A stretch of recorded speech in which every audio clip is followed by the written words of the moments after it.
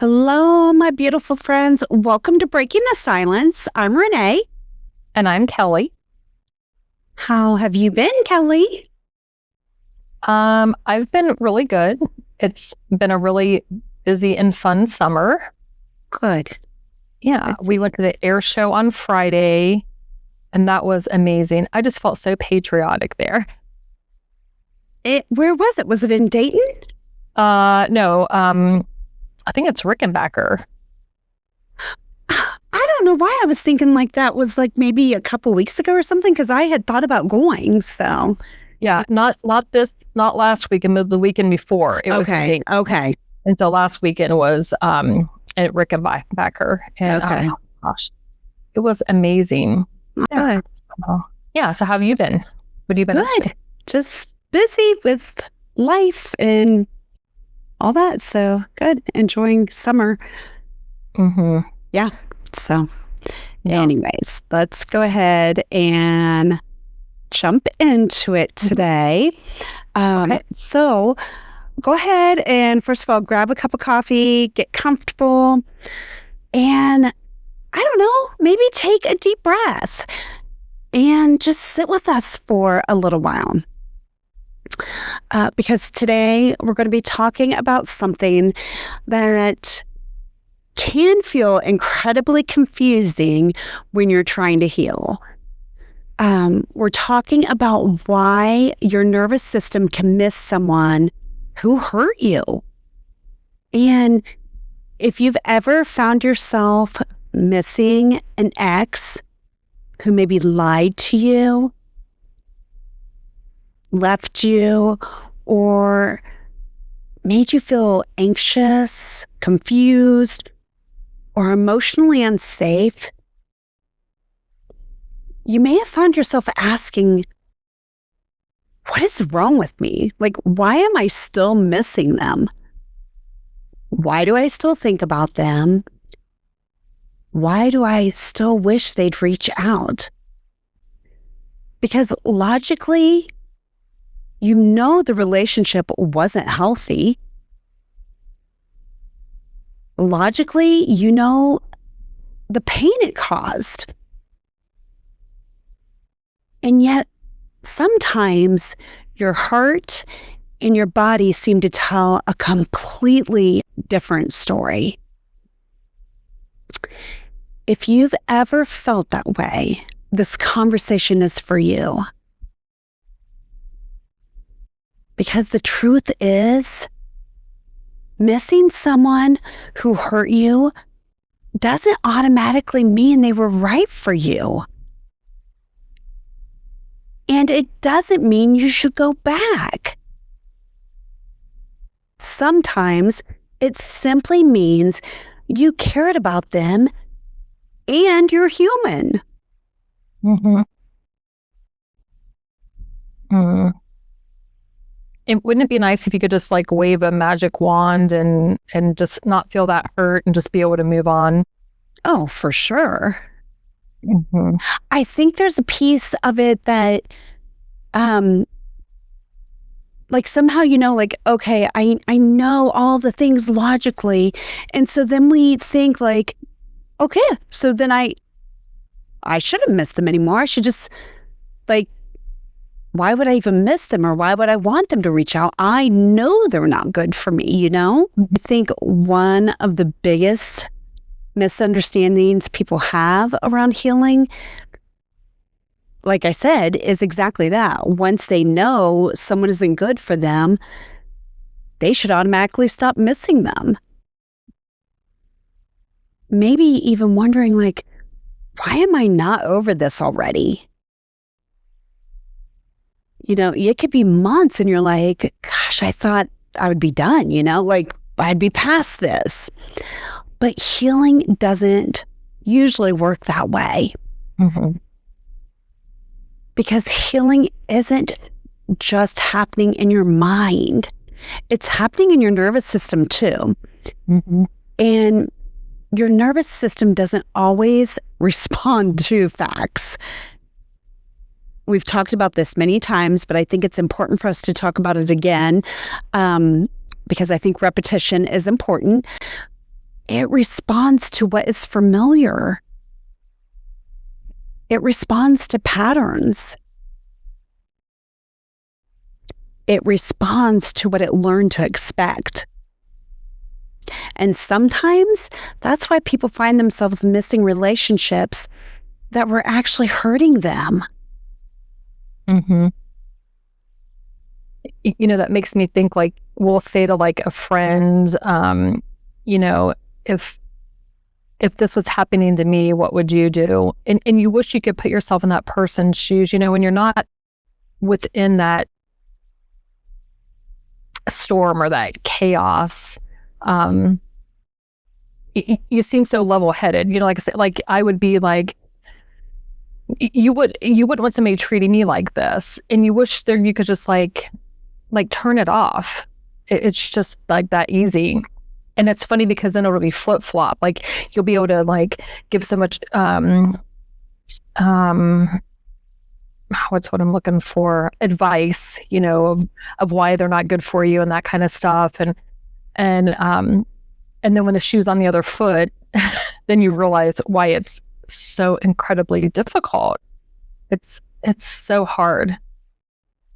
Yeah, I think because, like I said, like our mind and our nervous system are in two different places, and our heart and our mind, same thing, our heart, thinking, even nervous system, our heart is in a different place than our mind, Mm-hmm. Sometimes our heart is still all in, and our mind is like, better. And I think because understanding something and feeling something are often two completely different things. One of the things we talk about a lot on this podcast is attachment. Mm-hmm. And attachment wounds can make letting go feel so much harder. If you've experienced abandonment, rejection, inconsistency, or emotional neglect earlier in life, a relationship can start activating those old wounds. And when that relationship ends, you're not always grieving just the person. Mm-hmm. Sometimes you're grieving every hope, fear, and wound that got attached to them. You're grieving what you thought this relationship would become. You're grieving what you wanted it to be.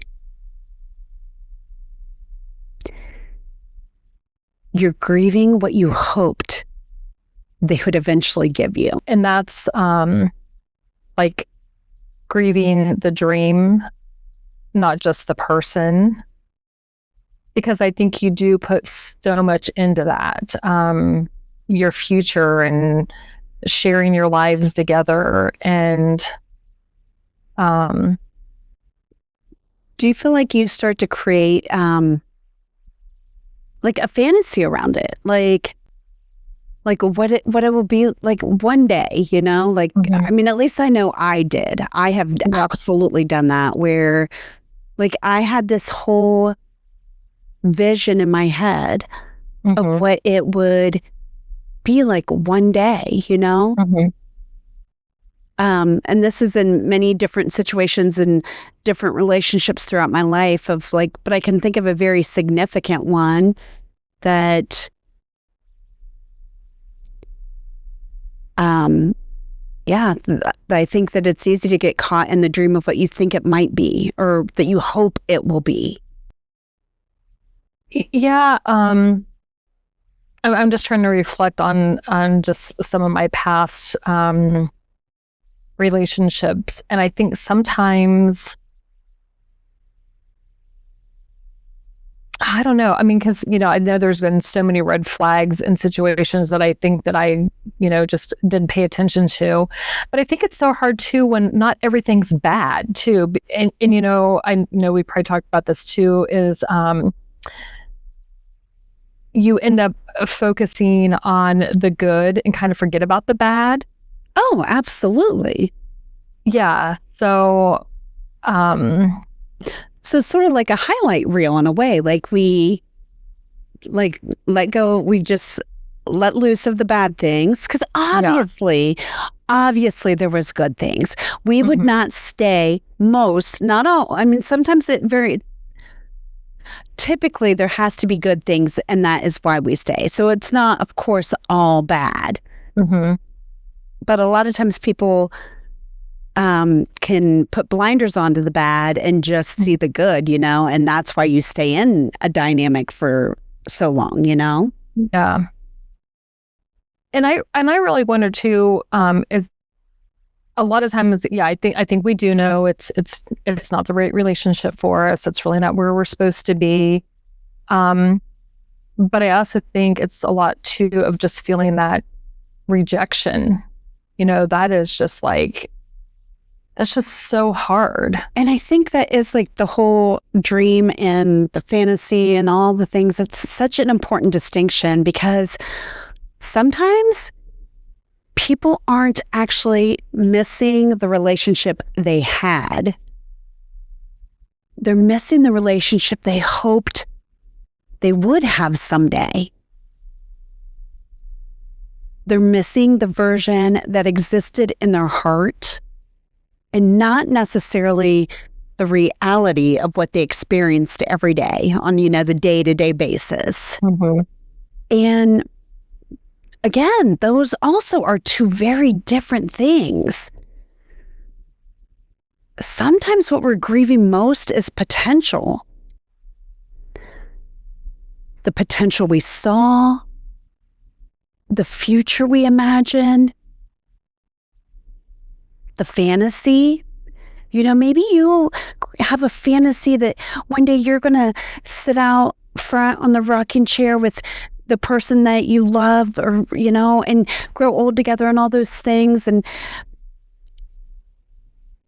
But I'm just challenging your thinking of like, is that reality or is it a fantasy?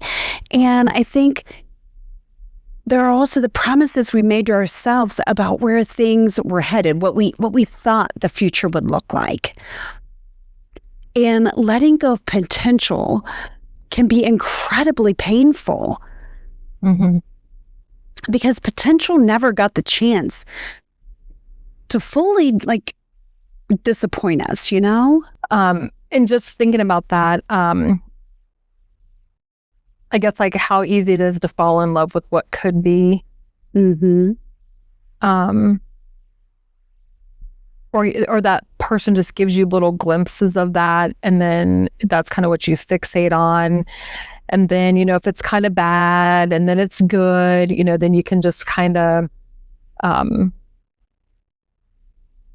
what is that thing? It's when it's really good, and when it's bad, it's really bad, Well, and I think like you just said about how they give you little glimpses, like it's those little breadcrumbs, right? Like just enough to keep you holding on of like, see, I knew it was there, like the fun or the laughter or the tender moment or them being vulnerable or whatever it is, that it's just enough then to keep you hanging on to it, to the fantasy, to the idea, to maybe one day, And that's, I think, how it is. That does make it so hard then and to walk away, or why we miss somebody so much, And so...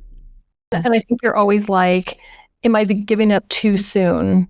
Oh, maybe they need another chance, or did I, am I being too harsh? Am I, are they misunderstood? You just like, am I not giving enough chances or understanding? And, did I try hard enough? Am I giving up too easy? Of course, all those things. And I think talking about the whole breadcrumb piece and like just those tiny bits of reinforcement sort of leads us into talking about the next thing, which is what's called intermittent reinforcement.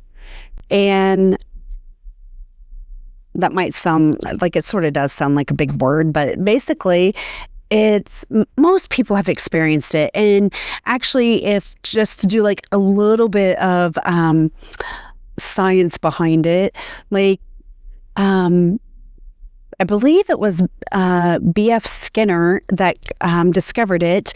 And it's basically like, I'll share how we would apply it to like relationships, but basically it's where you reinforce something by not rewarding it every time. So like, for example, like the rewards become unpredictable and it basically becomes highly addictive. So like what he did was, I don't know if you're familiar with this or not, Kelly, but just in case our listeners aren't, he discovered that, he had these mice in a cage or whatever, and every time they would hit a lever, they would get a little treat. They would get a reward. So they learned quickly, you hit the lever, you get a treat. Something good happens. Well, then they would hit the lever and sometimes the treat wouldn't come out. So they'd hit the lever again and they'd hit the lever and they quickly, and then sometimes they would get the treat and sometimes they wouldn't. So it was the intermittent reinforcement that kept them, like they became so addicted to hitting the lever because they never knew when they were going to get another treat again. Right. And so they became addicted to that. And so basically that is what is happening within us when we have intermittent reinforcement. So in this situation, say like with relationships, it's when affection, attention, love, or connection comes inconsistently. So sometimes it's there, sometimes it's not. Sometimes they're like really warm and then they're distant, sometimes. Sometimes they're fully engaged and then sometimes they disappear. And what happens is your nervous system starts working harder and harder to get back to the good moments. Like you're trying to get back to that reward of like, oh, everything's good again, I remember when it was so amazing. So if I just work really hard, if I just keep hitting that lever, we're going to get back there. So you begin chasing the connection. And it's not because you're weak, but because inconsistency creates powerful emotional conditioning. You basically became addicted to it. Wow. Yeah. And you've talked about this before, Kelly. You've talked about what it's like, and we'll talk about it here in a minute too. What it's like say, like you're so like anxiously waiting for a text or something, like, and you said like, I don't know if you remember us talking about this a few weeks ago, like in your mind, like you almost are, it's all consuming. Like you couldn't think of anything else. You couldn't even be present with where you were at. Oh yeah. And then the minute you get the text, you're like, I can breathe. Yeah. That right there is literally intermittent reinforcement. And that's us chasing, like hitting the lever, basically, trying to get, to ease our nervous system. Yeah. Yeah. And that is truly exhausting. Yeah, it's really exhausting, like just reflecting back on that. And, but yeah, you're exactly right. That's what I had said, because then it's like a temporary fix, because then they would typically then probably pull away and you would just wait for the next time that you would get that text. And, you would try to be strong and like maybe not text them back or give yourself some distance, but you would just feel yourself being drawn back in. And, it's just really exhausting. It feels like, I'm trying to think of a nice word to say. Well, I don't know how you would describe it, but I would very much describe it like feeling like constantly on a roller coaster, Yeah. I mean, it messes with your mind. Just the so bad. highs and the lows and the ups Yeah. and the downs. And you're just like, what on earth? You aren't just attached to the person in that situation. Mm-hmm. You're attached to the relief. Mm-hmm. Just like how we were talking about, like how the relief that comes when you get the text, right? Mm-hmm. The relief that comes when they're affectionate again. The relief that comes when tension temporarily disappears. And that's why sometimes people mistake emotional relief Mm-hmm. for emotional safety. Mm. And I think this is so, so important to get this. Like, I feel like if you walk away from anything from this today, from our time together, our conversation, I would really want it to be this. I mean, we'll get into it a little bit more and I'll emphasize what I really think is important. But emotional safety and emotional relief, they are not the same thing. Emotional safety feels steady.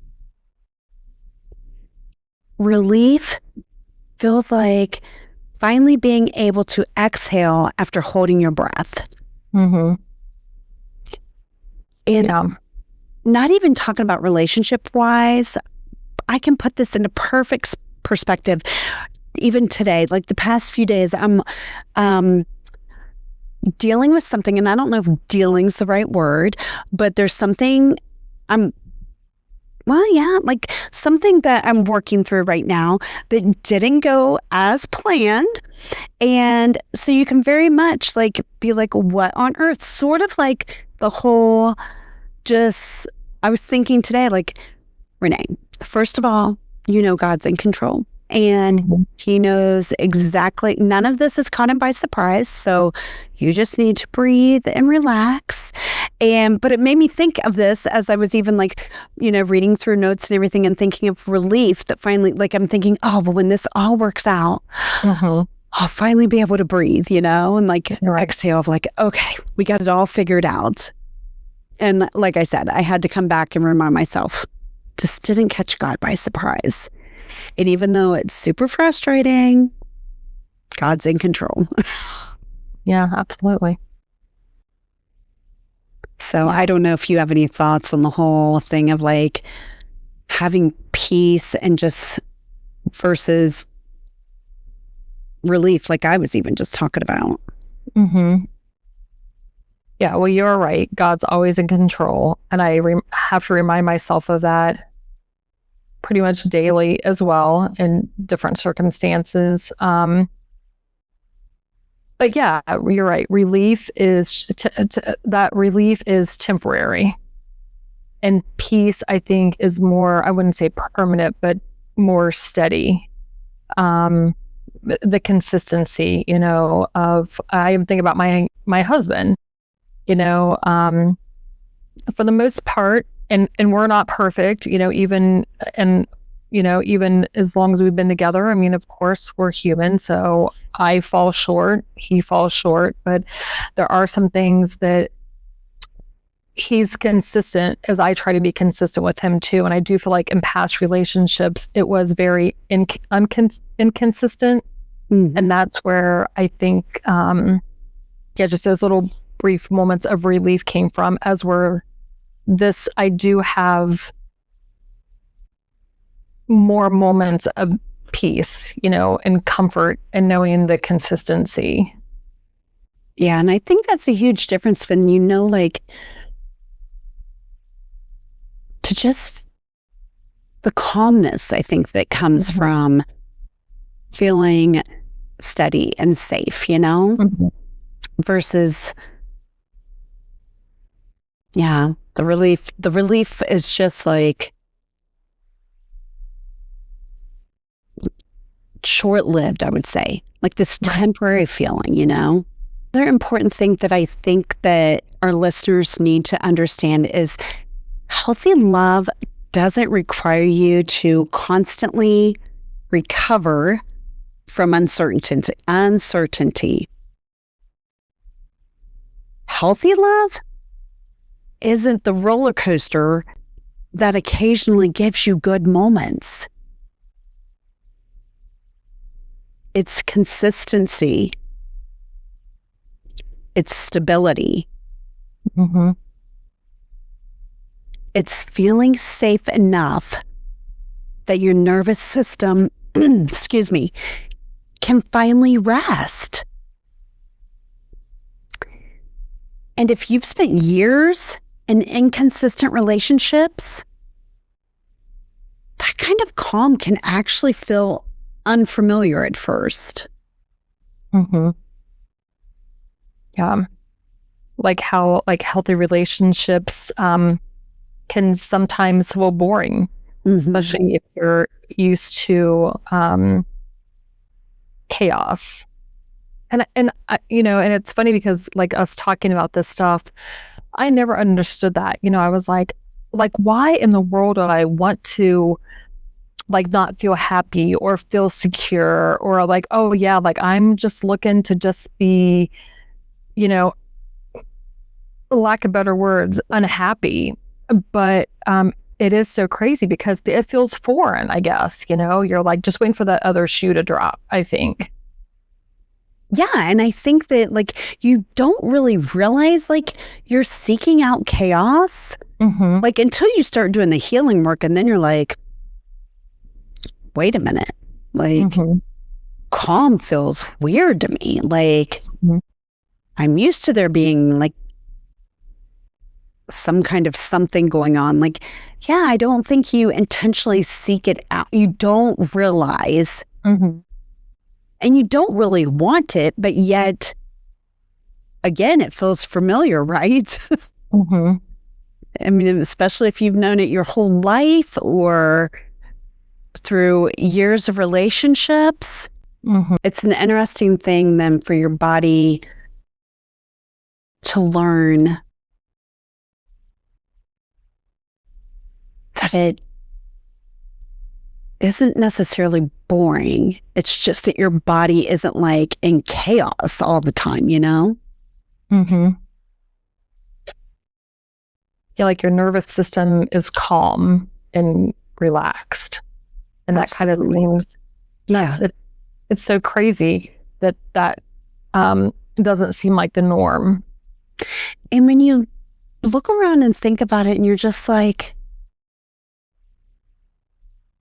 a perfect example, I think, is if you're sitting there, like maybe I'm just sitting, in the evening or whatever, and just, or on my swing or whatever, and I just feel so much peace, so calm, and you finally realize that's not boring. That's beautiful. That's beautiful that my body can feel so quiet, and so at peace, just so calm. Not in like a survival mode, Yeah, and it's kind of funny because like, I don't know, I think we talked about this even a few weeks ago, or maybe even months ago now. Like I just felt like there was like a shift within me. And there were certain days, maybe even past that I just felt like at peace, like just really calm. And it was like I was self-aware of it, this feeling that I was feeling, but I was also just waiting for the discomfort to come back. And I was trying to really like just enjoy the moment and be like, it felt really good, but it felt really foreign. I was like, what is going on? Like, am I making this up? Am I really feeling this way? But then also waiting for like that aha moment. And then I feel like it was like maybe, I don't know, a day or so later, I was like, oh, there it is. There it is. That like kind of tranquil, just peace. Like I just felt like, I don't know, like it won with myself, I just was like, but it's just kind of, sad that did not feel like the norm to me. You know, I enjoyed it, but and again, I was aware of it, but I think I was just like, it's probably not going to last, or what is this that I'm feeling? Because it just felt so foreign. Right. What is going on with me right now? Right. I know. I was like, wait, what's wrong? Exactly. That's exactly what you were thinking. Yeah, I was. I mean, I really was kind of like enjoying it. I just felt like just really, I just felt really good. I felt really good. And then I just was like, well, again, waiting for that feeling to leave. Right. Right. And I think that sort of leads into then something else that I want to talk briefly about, and that is trauma bonds. And I know many of our listeners have heard of the term, I'm sure. And a trauma bond is not simply missing someone. And this is interesting because originally I used to think a trauma bond was like maybe you went through a very traumatic experience and you bonded with somebody else over that traumatic experience. Mm-hmm. But actually, it can't be that, but a trauma bond can also be like an emotional attachment that develops through cycles of hurt, distress, and then reconciliation. So like the relationship becomes emotionally intense. Mm-hmm. And intensity can sometimes get confused with intimacy. But intensity isn't always love. Sometimes intensity is simply like being honest, survival. And I think that's an important distinction to remember when you're healing. Mm-hmm. And I don't know, do you have any thoughts, Kelly, about how people can even mistake intensity for deep connection? I don't know, because I think it's so blurred. I don't know. Maybe that's why people stay, because it's so hard. It's a hard distinction. Mm-hmm. Yeah, I think so too. Like, I'm sorry, I didn't mean to interrupt you. No, I was going to say like, Jelly Roll and Bunny. Well, there you go. Like their trauma bond. And that does make sense. Like what you were saying before, like how, you go through difficult times and you're kind of each other's like, and I'm not in a, like you're kind of like each other's saviors. You know what I mean? Like you are the ones who pick each other up, and through dysfunction, and then you get back together and you have the good times. And yeah, so I just think, I think that's what's so hard. I mean, well, yeah, just to know. And I think too, like if it is super intense, like somehow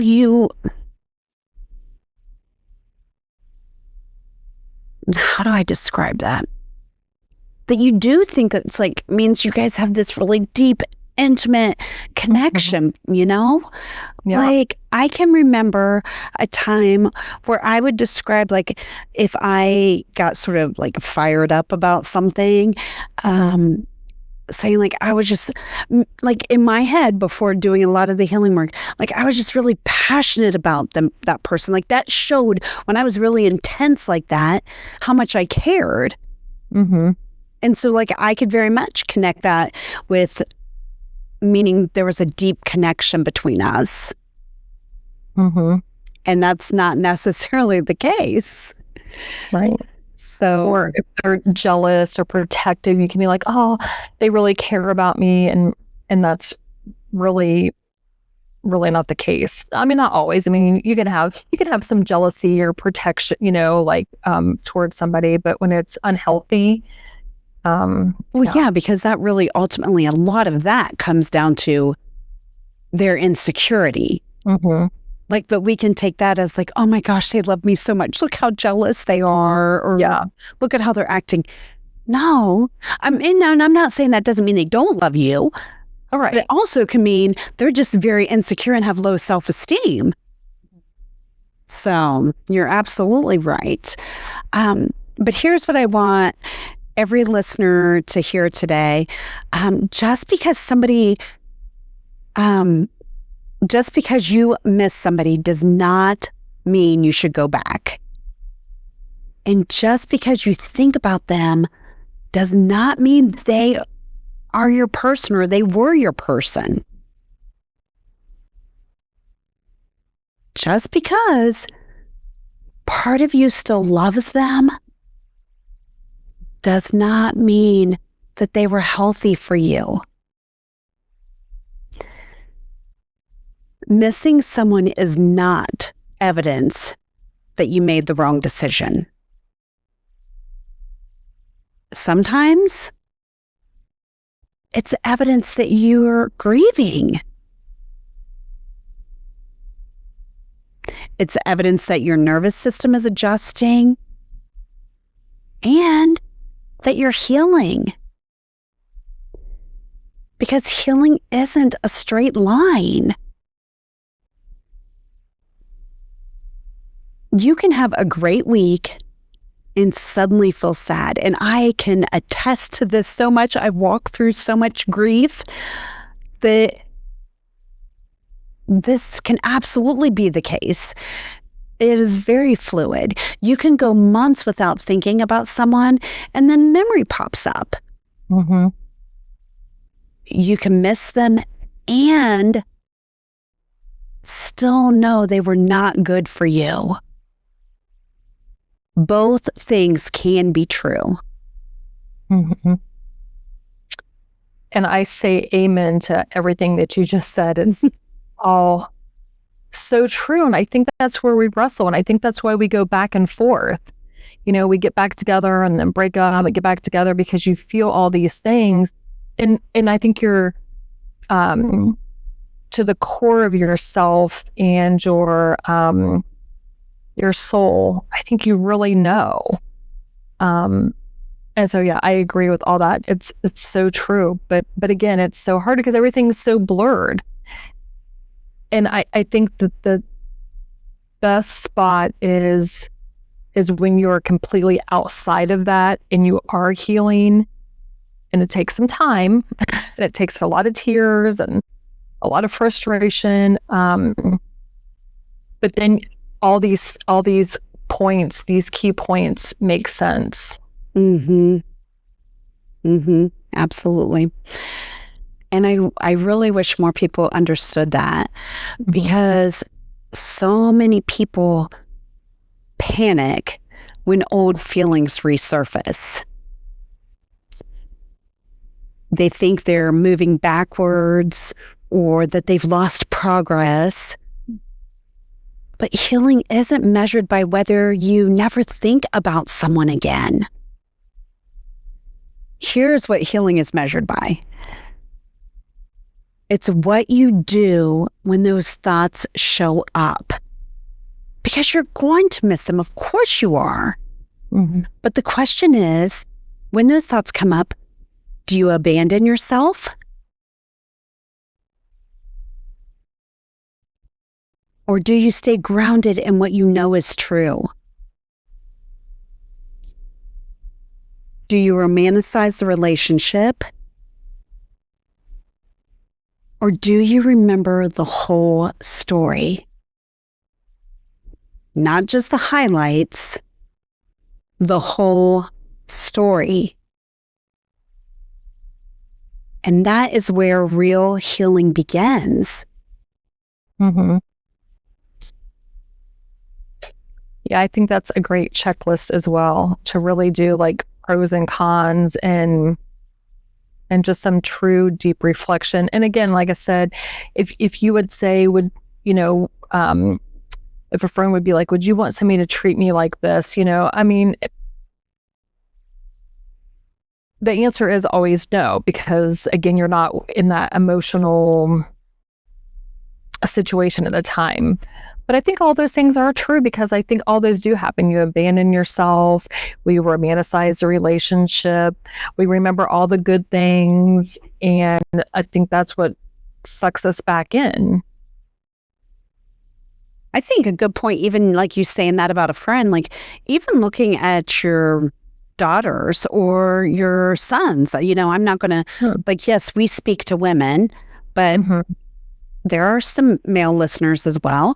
So both ways, like, would you want this kind of relationship for your son or for your daughter, And well, I guess that doesn't matter who the listener is because we can all have sons and daughters. But anyways. Yeah. So I think that's good too, to look and yeah, like you said, with friends or even with a child or whatever, is this the kind of relationship that you would want for them, Right. So absolutely. And I just think about like biblically too, like to be like equally yoked. And, if you really love somebody and you cared about them and they really were your person, you would not, whether it's intentional or not intentional, just because the other person has trauma and they just don't know how to be healthy in a healthy relationship. These are not things that somebody that loves you would do. They wouldn't want that for you. They would want to be the best versions of themselves. They would not want you to feel anxious or nervous or, all these things, that. Yeah. I think that's a good point too, because of course, yes, we all have our own wounds, but yes, being able to see like, I really love this person. I really care about this person. I see that I'm hurting them. And I need to, if I want to be with them, I have to do something different, and again, that goes back to what we talked about last week. Of course, not everybody is ready to look at themselves and, they're just not ready to face themselves. But yes, I think that I think you can really care about somebody and maybe not be ready to face yourself. And so that's where we've got to love ourselves enough to say, if they're not willing to heal, I'm going to focus on my healing and take care of me, and, have that healthy boundary there of like, no, I can't let you keep hurting me, Right. So, if you're listening today and there's someone you still miss, I want you to know you're not broken, you're not weak, and you're not failing at healing. Your nervous system is learning something new, and we've talked about this so much. It's learning that love doesn't have to hurt to matter. It's learning that peace can be safer than chaos.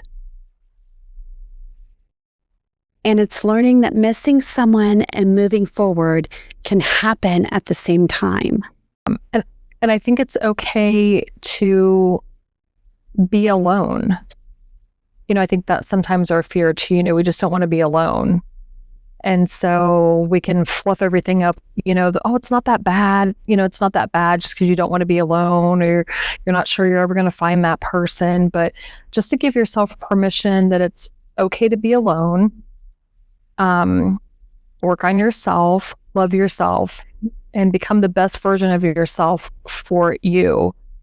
And then you will attract what you deserve. I think that is that equally yoked kind of, because these kind of relationships, they always say it's the kind of lonely that you are in a relationship, it's better to be alone. And I think sometimes people will be like, oh, that's not true. But it really is. I think the lonely that you feel in a relationship that's like this is like, it just echoes lonely. It's so much harder than just being by yourself, I think. Oh, absolutely. Because I think, the saying is so true. Like you said, like being lonely, it's better to be alone than to be lonely, or however it goes. Because I think you can feel like you're literally dying inside Mm-hmm. when you are with somebody and feel so alone, Mm-hmm. versus if you choose to be alone on your own. Mm-hmm. And especially when you're doing the healing work and you can just fill yourself with all that love, Mm-hmm. you can pour that into you. Yeah. Choose yourself. Yeah, I think that is a beautiful thing. Yes, to choose yourself and to not need a relationship to, again, show your worth or your value or anything. Like, you are enough all on your own. And I think, honestly, you're right. Like, that is such a beautiful place to be, of just taking the time to be on your own, to heal completely. Well, not completely. We're not fully healed, but you know what I mean? Like, Yeah. to really just pour into yourself, love yourself, be on your own, heal your wounds, and show up emotionally available for the type of love that you do deserve and are worthy of. Yeah. So, alrighty. And do you have anything else to add, Kelly, before we wrap this up? No, I don't think so. Alrighty. Well, as always, we send you off with so much love, and we'll see you next time on Breaking the Silence.